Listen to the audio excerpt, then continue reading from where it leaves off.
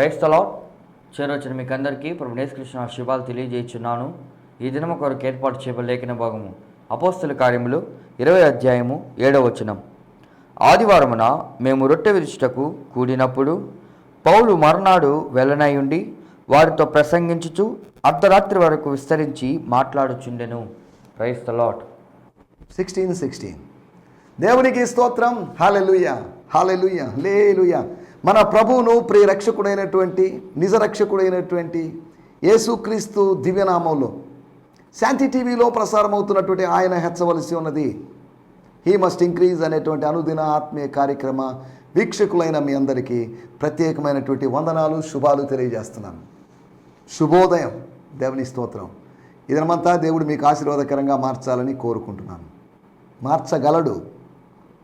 నేను ఆశించినంత మాత్రాన, ఒక దేవుని సేవకుడు ఆశించినంత మాత్రాన మారదు. మీరు ప్రార్థించినప్పుడు, మీరు అడిగిన ప్రభా ఈ దినం ఆశీర్వాదకరంగా మార్చు అని అడిగినప్పుడు ఆయన చిత్త ప్రకారం ఖచ్చితంగా ఆయన ఆశీర్వాదకరంగా మారుస్తాడు. ఆయన ఆశీర్వాదకరంగా మార్చేవాడు.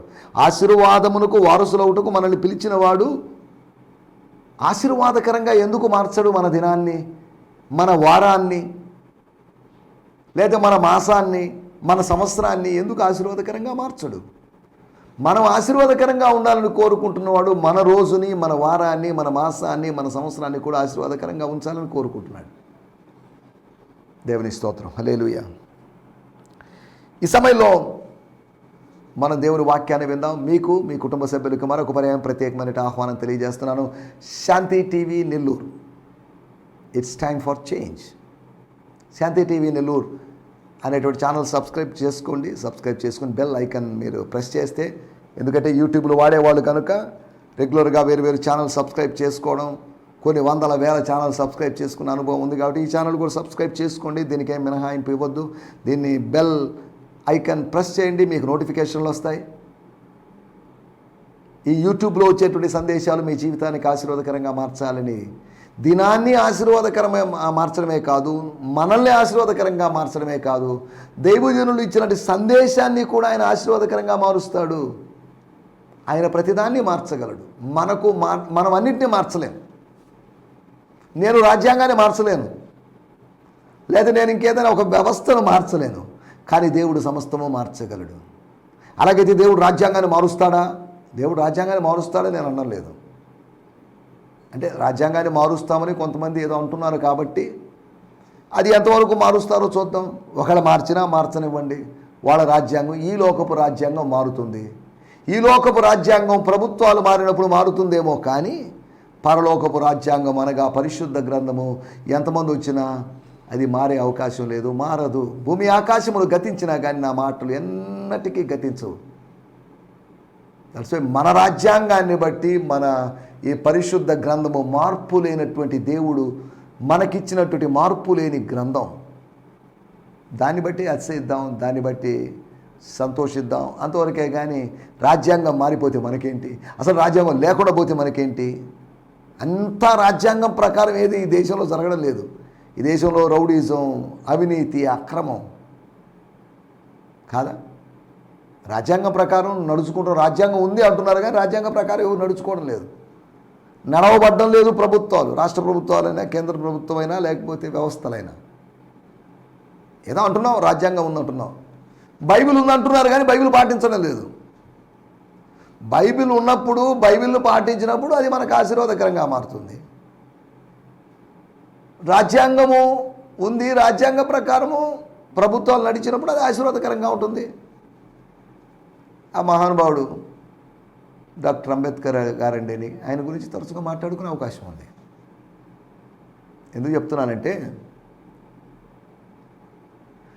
భౌతికమైన సాహిత్యం గురించి మనం ఆలోచించడం లేదు. అపోస్తల కార్యములు 19వ అధ్యాయంలో మాంత్రిక సాహిత్యాన్ని మంటలో కలిపేసినటువంటి కొంతమందిని గురించి మనం చదువుకున్నాం. సరే, దేవుని స్తోత్రం. హల్లెలూయా. నిన్నటి ఎపిసోడ్లో మనం విశేషమైనటువంటి అనుభవాలు, విశేషమైన కార్యాలు, విశేషమైన సంగతులు, విశేష ఆదరణ అని చెప్పబడినప్పుడు విశేష ఆదరణ లాంటి విశేషాలు, లేకపోతే విశేష ఆదరణ లాంటి సంగతుల గురించి మనం మాట్లాడుకున్నాం.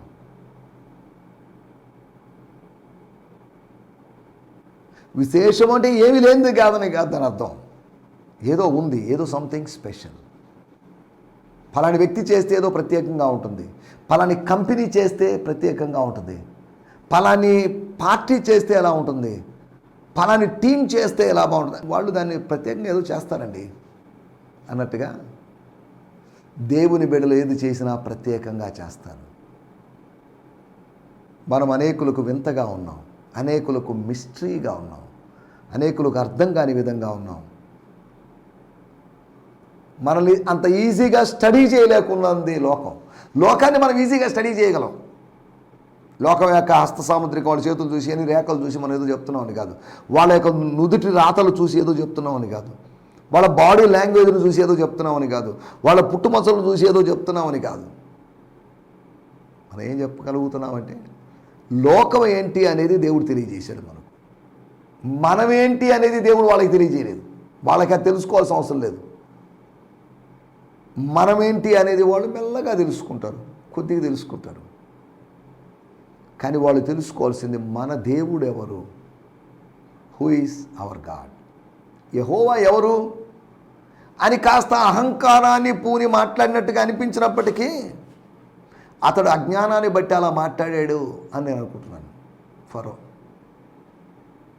యెహోవా ఎవరు అని అడుగుతున్నావంటే ఒక పేరు ఉంటుంది, ఓ పేరుకు ఒక అర్థం ఉంటుంది. పేరు ఉంది అంటే అర్థం పేరు కలిగిన వ్యక్తి ఉన్నాడని అర్థం.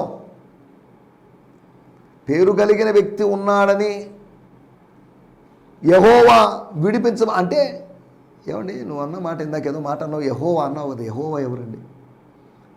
మాకు నేనే దేవుణ్ణి, ఐగుప్తు దేశానికి నేనే దేవుణ్ణి. ప్రాచీన ఈజిప్ట్లో ఇంచుమించు 2000కు పైగా దేవుళ్ళు ఉన్నారట, దేవుళ్ళు అనబడిన వాళ్ళు.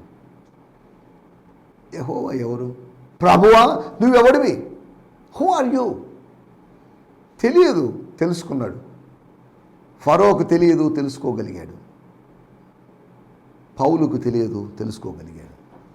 విశేషమైన ఆదరణ మనం అనుభవించాలని, విశేషమైన అద్భుతాలను పరిచర్యలో చూడాలని. పౌలు పరిచర్యలోనో పేతురు పరిచర్యలోనో జరిగితే వాటి గురించే మాటికి చెప్పుకోవాలని కాదు, పేతురును హైలైట్ చేయాలని కాదు, పౌలును హైలైట్ చేయాలని కాదు, ఏదో ఎలీషానో ఏలియానో హైలైట్ చేయాలని కాదు, మోషేను హైలైట్ చేయాలని కాదు.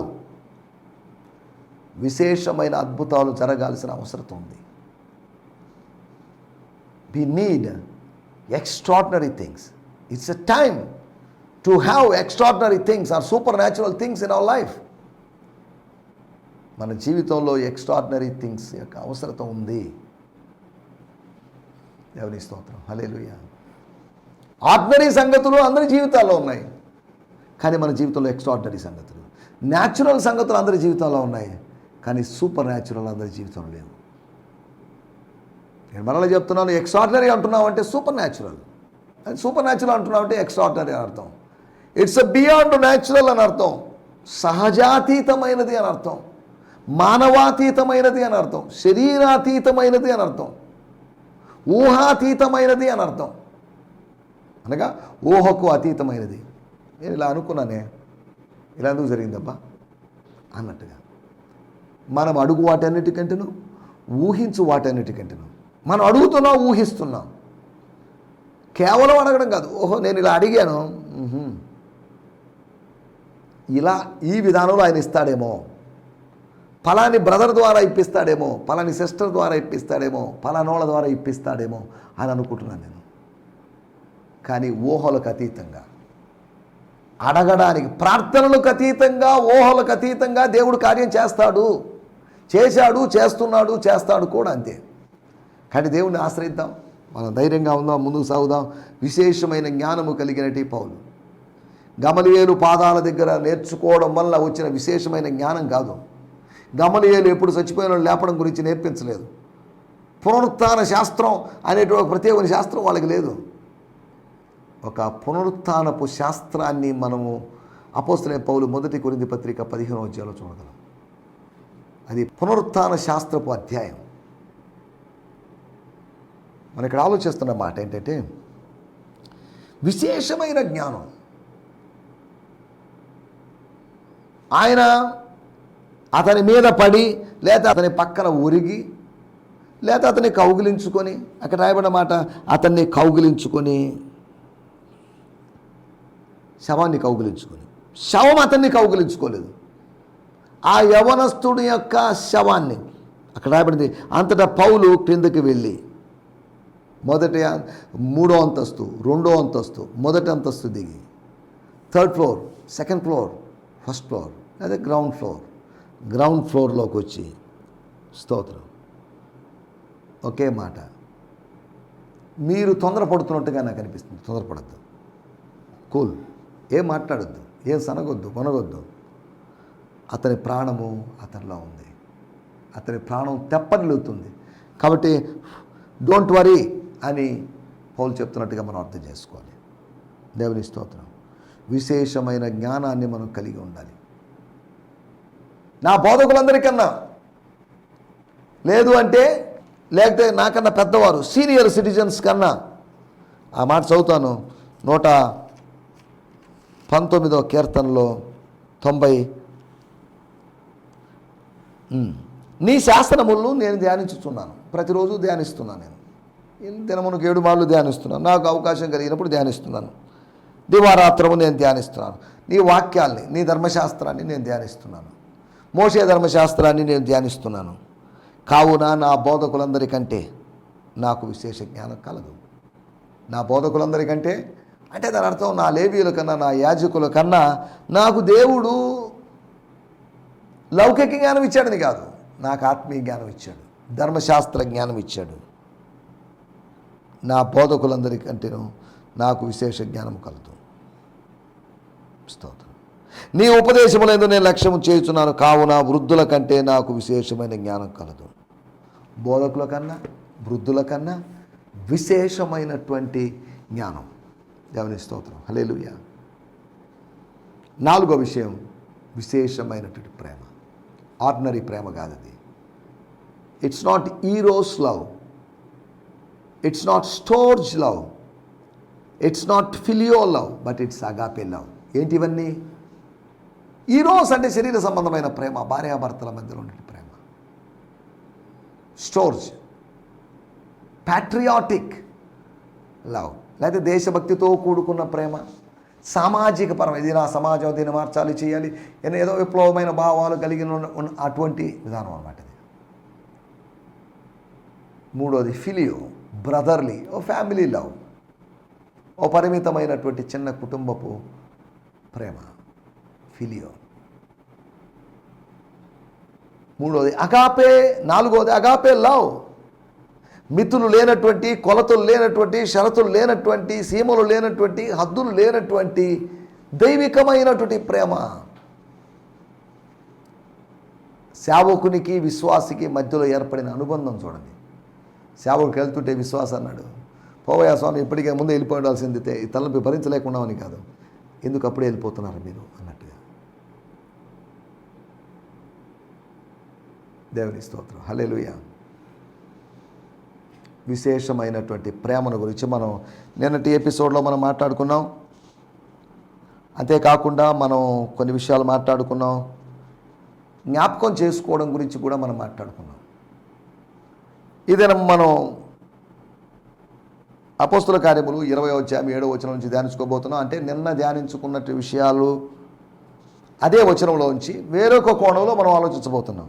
నిన్న ప్రభురాత్రి భోజనం గురించి మాట్లాడుకున్నాం. ప్రభురాత్రి భోజనం అంటే ప్రభురాత్రి భోజనం గురించి కాదు, కానీ దాని యొక్క ఉద్దేశం, ఆ ఉద్దేశంలో దాగి ఉన్న 4 ఉద్దేశం. ప్రభు రాకడని మనం జ్ఞాపకం చేసుకుంటున్నామని, ప్రభు మరణాన్ని జ్ఞాపకం చేసుకుంటాం. ప్రభు మరణం జ్ఞాపకం చేసుకుంటే ప్రభు పునరుత్థానం జ్ఞాపకం చేసుకుంటాం. ఎందుకంటే ఆయన మరణం ఆయనకు ముగింపు కాదు. మనకు మరణం ముగింపేమో, కానీ ఆయనకు మరణం ముగింపు కాదు, ఆయనకి పునరుత్థానము ఆరంభం.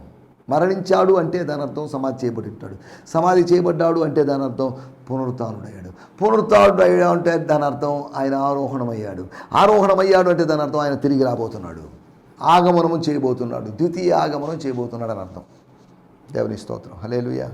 ఆయన శరీరాన్ని, రక్తాన్ని గురించి ఆలోచించాలి. అవి ఏముంది, షాప్లో తీసుకొచ్చిన బ్రెడ్ కదండి, మన ఇంట్లో చేసిన చపాతీ ముక్క కదండి, ఏముందనే కూల్ డ్రింక్ షాప్లో తీసుకొచ్చిన గ్రేప్ జ్యూసే కదా అని కాదు. అవి గ్రేప్ జ్యూస్ కావచ్చు, బ్రెడ్ కావచ్చు, వేఫర్స్ కావచ్చు, అనే వైట్గా రౌండ్ కాబట్టి గోధుమ పిండితో చేసేటువంటి నోట్లో పెట్టుకోగానే కరిగిపోయేటువంటి వేఫర్స్ కావచ్చు. స్తోత్రం, హల్లెలూయా. నేను ఎందుకు చెప్తున్నానంటే ఆయన శరీరాన్ని తింటూ ఆయన రక్తాన్ని తాగుతున్నాం. ఆయన శరీరం ఇప్పుడు మన మధ్యలో లేదు, లేదా ఆయన శరీరంలో మనం అవయవాలుగా ఉన్నాం. ఆయన మహిమ శరీరముతో మహిమలోకంలో ఉన్నాడు. ఆయన రక్తానికి శరీరానికి అతీతంగా ఇప్పుడున్నాడు. స్తోత్రం, హల్లెలూయా. ఆయన శరీరాన్ని, విరగగొట్టబడిన శరీరాన్ని, చిందించబడిన రక్తాన్ని, ద్రాక్ష పండ్లు తొక్కబడి, గానుగులో తొక్కబడి రసం తీయబడినట్లుగా శిలువ బలిపీఠం మీద ఆయన తొక్కబడి, దేవుని ఉగ్రత చేత తొక్కబడి, రక్తమంతా కార్చబడినటువంటి ద్రాక్ష పండులాగా, గోధుమ గింజలాగా ద్రాక్ష పండులాగా, గోధుమ గింజలాగా ద్రాక్ష wheat, A corn, A grain of wheat లాగా, ఏ ఫ్రూట్, గ్రేప్ ఫ్రూట్ లాగా, గ్రేప్స్ లాగా, వన్ ఆఫ్ ది గ్రేప్స్ లాగా ఆయన మారాడు. వెరగొట్టబడ్డాడు, పిండి చేయబడ్డాడు, నలగొట్టబడ్డాడు, రసంగా మార్చబడ్డాడు. ఇవి మనం జ్ఞాపకం చేసుకుంటాం. తర్వాత ప్రభు శిక్షిస్తాడు, పనిష్ చేస్తాడు. నీతిగల న్యాయాధిపతి, తీర్పు తీర్చే ఒక దినాన్ని దేవుడు నిర్ణయించాడు. తీర్పు తీర్చడానికి ఒక వ్యక్తిని నిర్ణయించాడు. దేవుని స్తోత్రం, హల్లెలూయా. మనం ఆలోచిస్తున్నటువంటి విషయాల్లోకి వచ్చేద్దాం. ఈ దినం 20వ అధ్యాయం 7వ వచనం నుంచి మనం కొన్ని విషయాలు జ్ఞాపకం చేసుకుందాం. 20వ అధ్యాయం 7వ వచనం. ఆదివారమున కూడినప్పుడు పౌలు మర్నాడు వెళ్ళనైంది వారితో ప్రసంగించుచు అర్ధరాత్రి వరకు విస్తరించి మాట్లాడుచుండెను.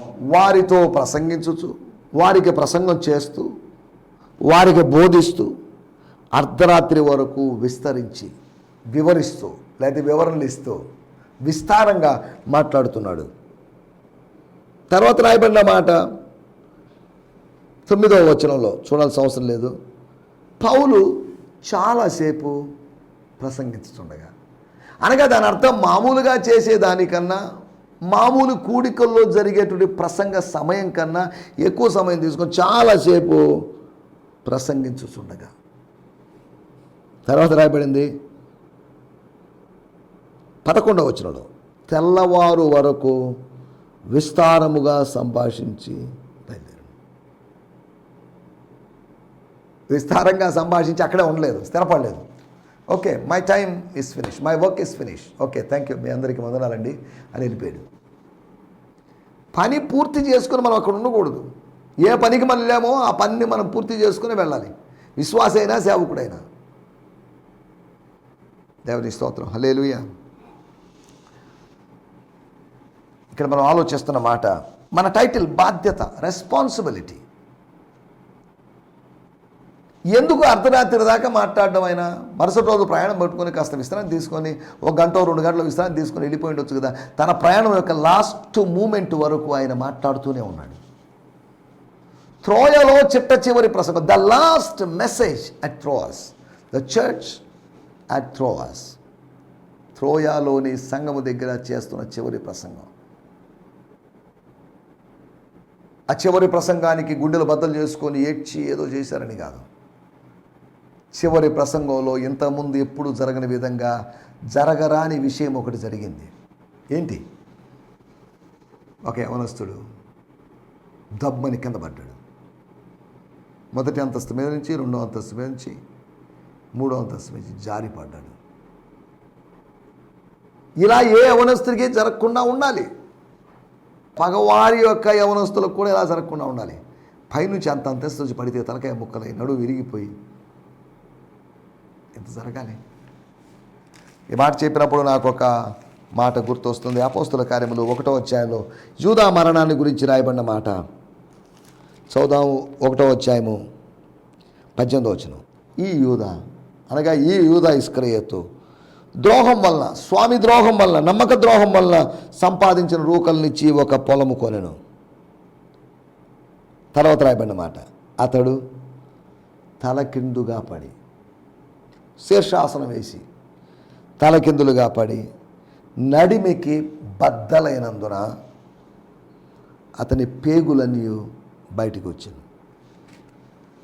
ఎంత అసహ్యమైనటువంటి, ఎంత ఘోరమైన చావు చూడండి. ఓ నీచుడు మరణించినట్టు మరణించాడు. నీతిమంతుడు మరణం వంటి మరణం కాదది. స్తోత్రం. నీతిమంతురాలుగా తీర్చబడి మరణించినటువంటి తబిత ఇక్కడ నీతిమంతురాలుగా మార్చబడి చనిపోయినటువంటి ఐతుకు, యూటికస్. దేవుని స్తోత్రం. హల్లెలూయా. మనం ఆలోచిస్తున్న మాట ఏంటంటే,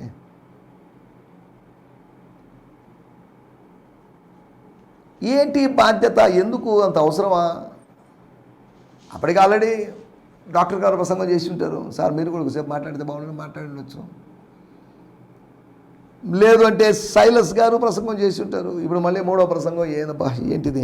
అదిగాక ఆ మొదటి 2 ప్రసంగాలు క్లుప్తంగా ఉన్నాయి, గ్రీటింగ్స్ లాగా ఒక 5 నిమిషాలు, 10 నిమిషాలు, 15 నిమిషాలు, 20 నిమిషాలు ఉన్నాయి. కానీ మూడోసారి మనోడు చేసిన ప్రసంగం మామూలుగా లేదు. అనగా ఉద్యోగకరంగా ఉందని కాదు. ఒకవేళ ప్రజలందరూ ఆర్భటిస్తూ స్తోత్రం చెప్తూ హల్లెలూయా ప్రైజ్ ది లార్డ్ అని ఎమోషనల్తో, ఉద్రేకంతో కూడుకున్న ప్రసంగం కాదు అక్కడ జరిగింది. అలాగనే ఉద్యోగం లేకపోతే ఎటువంటి ఉద్యోగం లేకుండా ఏదో చెప్పబడి నాకు నిద్ర వస్తుందండి, నేను ఏం చేయాలి అని ప్రసంగించాడని కాదు. తాను మెలకుగా ఉండి ప్రసంగం చేశాడు. కన్నులు తెరవబడిన వాడై ప్రసంగం చేశాడు. ప్రవచనాత్మకంగా ప్రసంగించాడు. దేవుని సేవకునిగా నాకు ఒక బాధ్యత ఉంది, దేవుని బిడ్డలుగా మీకు ఒక బాధ్యత ఉంది. సువార్తను ప్రకటించాల్సిన బాధ్యత మనకుంది. 4 విషయాలు నేను మీకు త్వరగా జ్ఞాపకం చేయబోతున్నాను. మొట్టమొదటి విషయం, ఏం చెప్పాడు, ఏం మాట్లాడాడు, ఏం మాట్లాడాలి, ఏం మాట్లాడాల్సిన బాధ్యత మనకుంది. దేవుని స్తోత్రం. హల్లెలూయా. 1 అపోస్తల కార్యములు 14వ అధ్యాయము 22వ వచనం. శిష్యుల మనసులను దృఢపరచి విశ్వాసమందు నిలకడగా ఉండవాలని అనేక శ్రమలు అనుభవించి మనం దేవుని రాజ్యంలో ప్రవేశించవాలని వారిని హెచ్చరించారు. ఎస్, హల్లెలూయా. అంతియోకయ నుండి, ఈకోనియా నుండి యూదులు వచ్చి జనసమూహం తర్వాత రాయబడిన మాట, వారు ఆ పట్టణములో సువార్త ప్రకటించి అనేక శిష్యులను చేసిన తర్వాత లుస్త్రకును, ఈకోనియకును, అంతియోకును తిరిగి వచ్చి, లుస్త్ర, ఈకోనియా, అంతియోకు తిరిగి వచ్చారు. అక్కడ ఉన్నటువంటి 3 ప్రాంతాల్లో ఉన్నటువంటి శిష్యుల మనసులను దృఢపరిచి, గ్రామాలు 3, ప్రాంతాలు 3 అయినప్పుడు మెసేజ్ ఒకటే, దేశాలు వేరైనా సువార్త ఒకటే, ఖండాలు వేరైనా, మండలాలు వేరైనా, జిల్లాలు వేరైనా సువార్త మాత్రం ఒకటే. భాషలు వేరైనా భావం ఒకటే అన్నట్టుగా భాషలు వేరే అయినప్పటికీ సువార్త ఒకటే. తెలుగు కావచ్చు, ఇంగ్లీష్ కావచ్చు, ఉర్దూ కావచ్చు, తమిళ్ కావచ్చు, ఇంకేదైనా కావచ్చు. 6000కు పైగా భాషలు ఉన్నాయి. ఇన్ని భాషలు ఉన్నప్పటికీ కూడా ఒకే భావం దేవుని వాక్యాల్లో దాగి ఉంది. 1 రాజ్య ప్రవేశమును గురించి మనం మాట్లాడాలి. రాజ్య ప్రవేశము నిమిత్తమై మాట్లాడాలి. We should speak on behalf of entering into God's kingdom. ఇది నిత్యత్వం కొరకు విశ్వాసుల్ని సిద్ధపరుస్తుంది. దేవుని స్తోత్రం. హల్లెలూయా. మనం ఆలోచిస్తున్న మాట 1 రాజ్య ప్రవేశాన్ని గురించి ప్రకటించాలి, అది బాధ్యత. సువార్తను ప్రకటించాలి, అది నా బాధ్యత. గాస్పల్ ప్రీచ్ చేయాలి, అది నా బాధ్యత. సువార్తను ఉచితంగా ప్రకటించాలి, ఇది నా జీతం. 2 ఎఫెసీ పత్రిక 4వ అధ్యాయం 29వ వచనం. ఎఫెసీ పత్రిక 4వ అధ్యాయం 29వ వచనం. స్తోత్రం, స్తోత్రం. హల్లెలూయా. వినువారికి అనగా వింటే విశ్వాసం పెరుగుతుందని భావించి వినువారికి, దేవుని వాక్యం వినువారికి, దేవజనులు బోధించగా వినువారికి మేలు, మేలు తేడు కాదు, మేలు కలుగునట్లుగా ఎస్ క్షేమాభివృద్ధిని కలుగు చేసే అనుకూల వచనాన్ని పలకండి. కానీ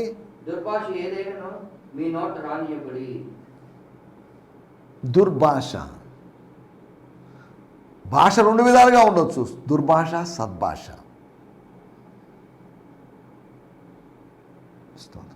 సద్భాష అంటున్నప్పుడు సువార్త, సద్భాష అంటున్నప్పుడు దైవికంగా మాట్లాడడం, నిరాశ నిస్పృహలతో మాట్లాడడం దుర్భాషలు ఆడకూడదు.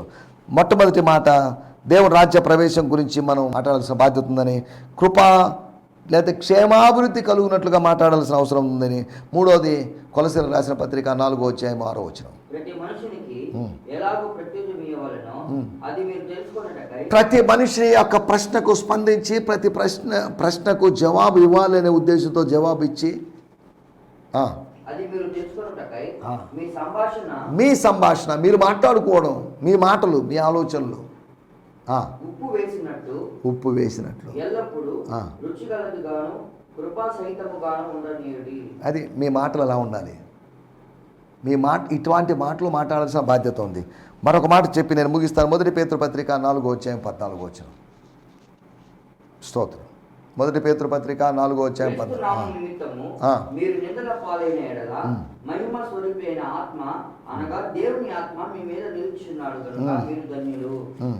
అక్కడ రాయబడిన మాట ఏంటంటే 4వ అధ్యాయం 11వ వచనం అనుకుంటాను. 11లో రాయబడింది, ఒకడు బోధించిన ఎడల దేవోక్తులను బోధించినట్టు బోధించాలి. 4వ అధ్యాయము 11వ వచనం, ఒకడు బోధించిన ఎడల దేవోక్తులను బోధించినట్లు బోధించవలను. అలా బోధించాలి, దేవోక్తులను దేవుని మాటలుగా బోధించాలి. ఒకటి దేవుని రాజ్య ప్రవేశాన్ని గురించి మాట్లాడాలని, క్షేమాభివృద్ధి కలుగునట్లుగా మాట్లాడాలని, కృపాసహితముగా అంటే టేస్టీగా గ్రేస్ఫుల్గా మాట్లాడాలని, తర్వాత దేవోక్తులను మాట్లాడినట్టుగా మాట్లాడాలని. అర్ధరాత్రి వరకు అపోస్తలుడైన పౌలు అలా మాట్లాడాడు. అలా ఆత్మ సంబంధంగా మాట్లాడడానికి ప్రభు మనకు కృపను అనుగ్రహించును గాక. ఆమేన్, ఆమేన్. ఈ సందేశము మీకు ఆశీర్వాదకరంగా ఉందని నమ్ముచున్నాము. ప్రార్థనా అవసరతల కొరకు మమ్మల్ని సంప్రదించవలసిన మా చిరునామా గిద్యోన్ మిషన్ చర్చ్, 6వ వీధి, శాంతినగర్, నెల్లూరు 4, ఆంధ్రప్రదేశ్. పిన్ 524004.